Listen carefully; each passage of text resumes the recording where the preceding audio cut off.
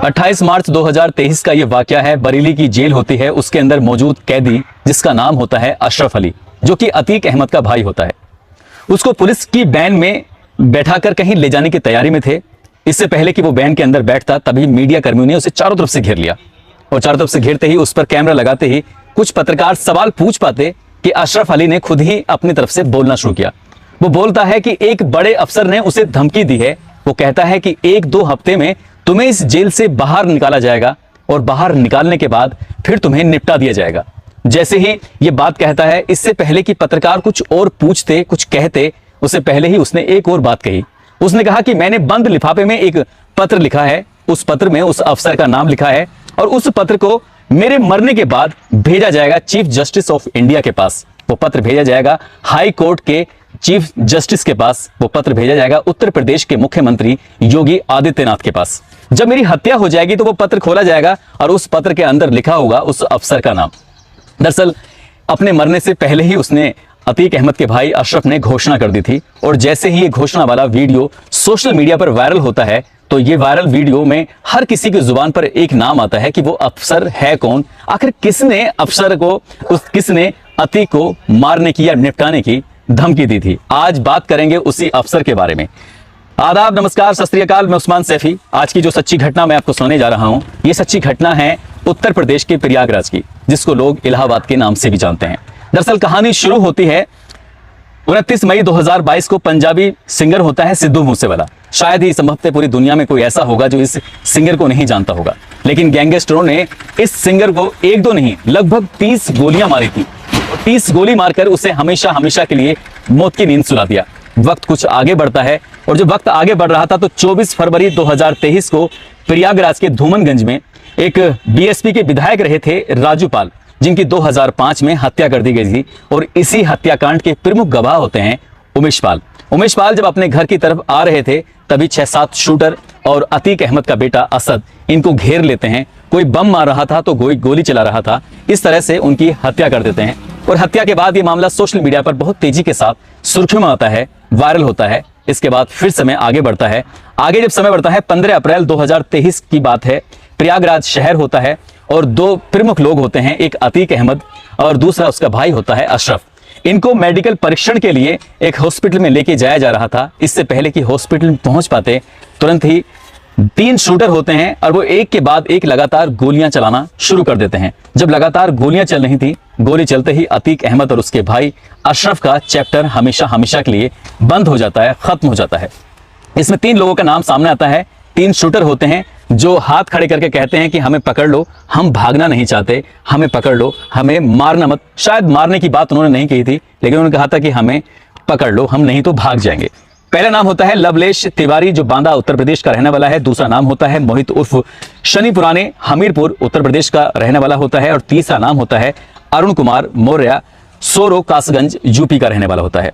आप सोच रहे होंगे कि मैंने सिद्धू मूसेवाला का नाम क्यों लिया, आप सोच रहे होंगे मैंने उमेश पाल का नाम क्यों लिया, उसके साथ जो पुलिस कांस्टेबल होते हैं संदीप निषाद और राघवेंद्र सिंह, इनका नाम क्यों लिया, क्योंकि इनकी हत्या हुई थी। मैंने नाम अशरफ और अतीक का क्यों लिया, इन सब नाम लेने की एक ही मुख्य वजह होती है, क्योंकि इन्हें जिस हथियार से मारा गया था, जिन पिस्टलों का प्रयोग किया गया था, वो पिस्टल कोई और नहीं थी, एक ही तरह की पिस्टल थी जो इन सभी हत्याकांडों में बारी बारी से इस्तेमाल की गई थी। वो पिस्टल जिसे विदेशी पिस्टल कहते हैं, जिसे जिगाना भी कहते हैं, वो जिगाना पिस्टल जिसका निर्माण तुर्की में होता है, वो तुर्की में बनती है। और जब लगातार अतीक और अशरफ पे गोलियां चलाई जा रही थी तो 40 सेकंड में 1-2 नहीं 18 राउंड गोलियां चलती हैं, जो अत्यधिक आधुनिक हथियार होते हैं। वो अत्यधिक आधुनिक हथियार इन तुर्की से आए, लेकिन भारत में ये हथियार पूरी तरह से बैन होते हैं। इन लड़कों के, इन शूटरों के पास कहां से आए, सिद्धू मूसेवाले को मारने वाले कौन लोग थे, वही हथियार का इस्तेमाल करते हैं। वही हथियार जो क्या उमेश पाल के हत्याकांड में इस्तेमाल किए गए थे, उनको सब जानते हैं। सोशल मीडिया पर वीडियो वायरल होता है। आपको शायद जानकर हैरानी भी होगी कि 15 अप्रैल 2023 को अतीक अहमद और अशरफ की निशानदेही के आधार पर कुछ हथियार बरामद हुए थे, कुछ गोलियां बरामद हुई थी। दरअसल एक पिस्टल होती है 45 बोर की जिगाना, जो कि तुर्की में निर्मित थी, तुर्की में बनी हुई थी।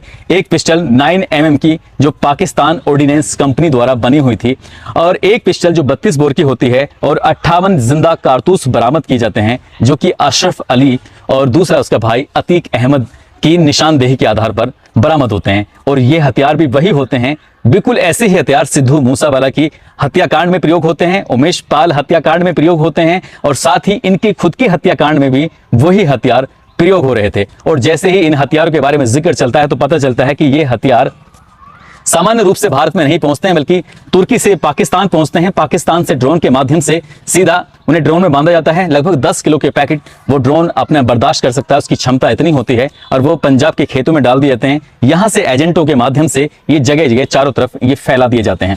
अब आपको एक जानकारी और जो प्रेस नोट नहीं, एफआईआर की कॉपी होती है, उस एफआईआर की कॉपी में साफ साफ उल्लेख भी किया गया है। पेज नंबर 6 होता है, और पेज नंबर 6 पर इसमें लिखा गया है कि जो अशरफ और दूसरा उसके भाई अतीक अहमद से बरामद की गई पिस्टल थी, उन पिस्टल से और कारतूस से उन सिपाहियों के और उमेश पाल की हत्या में भी प्रयोग किए गए थे। इसलिए मैं इसी दावे के साथ और मीडिया रिपोर्ट्स के आधार पर कह सकता हूं, एक तरफ अशरफ कहता है कि उसे किसी अधिकारी ने धमकी दी थी मारने की। अब वो अधिकारी कौन है, यही एक सबसे बड़ा सवाल है। वो पत्र जेल में लिखा गया है, तो वो क्या मुख्यमंत्री योगी आदित्यनाथ तक पहुंचेगा, या पहुंच गया है, या पहुंचने वाला है? इस पर भी कई तरह के सवाल हैं। क्या उसकी जिम्मेदारी अशरफ ने किसी और को दी थी, जेल के अंदर रहते हुए दी थी, या जेल से बाहर निकलने के बाद दी थी?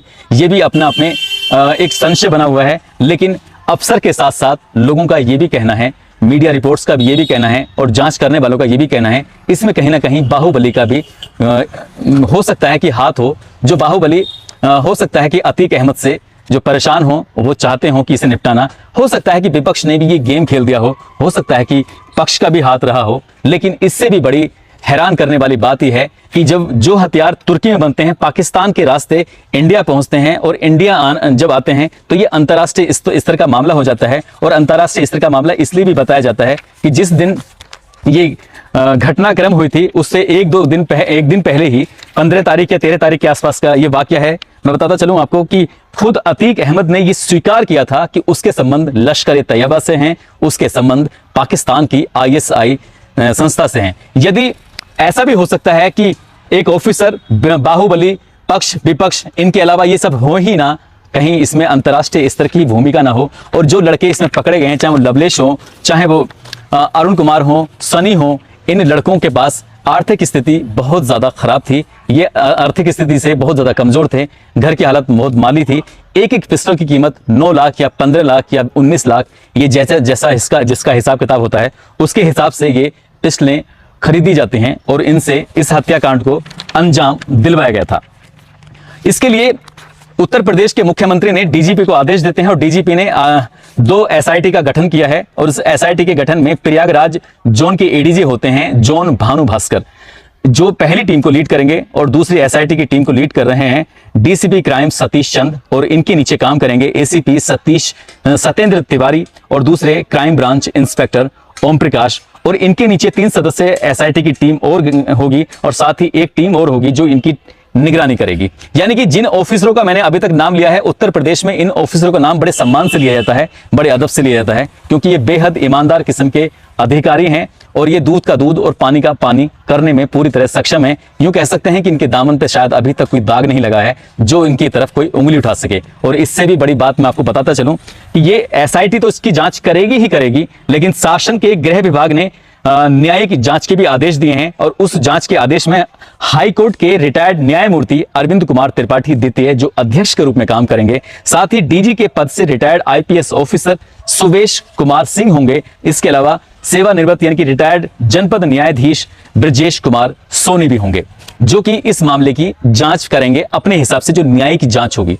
यानी कि इनका नाम भी बड़े अदब के और बड़े इज्जत के साथ लिया जाता है, क्योंकि ये भी बहुत ही ईमानदार किस्म के अधिकारी हैं, रिटायर्ड ऑफिसर हैं। इन्होंने भी अपनी जिंदगी में शायद कोई अपने दामन पर दाग नहीं लगाया। उत्तर प्रदेश के मुख्यमंत्री योगी आदित्यनाथ ने पुलिस के माध्यम से और न्यायिक आयोग के माध्यम से इस जांच को कराने की पूरी प्रक्रिया शुरू कर दी है। जांच में कौन दोषी होगा कौन नहीं होगा ये तो खैर वक्त के बाद ही पता चलेगा, भविष्य के गर्भ में छिपाया हुआ है कि कौन है इसके पीछे। लेकिन एक बात जो मैं आपको बता देना चाहता हूं, अभी पिछले दिनों समाजवादी पार्टी के मीडिया सेल ने एक पोस्ट जारी की थी, उसमें कुछ ऐसे माफियाओं के नाम लिखे थे जिस पर 81, किसी पे 101, किसी पे 34, किसी पे 37, किसी पर 46 मुकदमे दर्ज हैं, जो कुलदीप सेंगर हैं, ब्रजेश सिंह हैं, धनंजय सिंह हैं, राजा भैया हैं, डॉक्टर उदयवान सिंह हैं, अशोक चंदेल हैं, विनीत सिंह हैं। अब बतौर एग्जाम्पल एक काल्पनिक नाम कुलदीप का ही ले लेते हैं।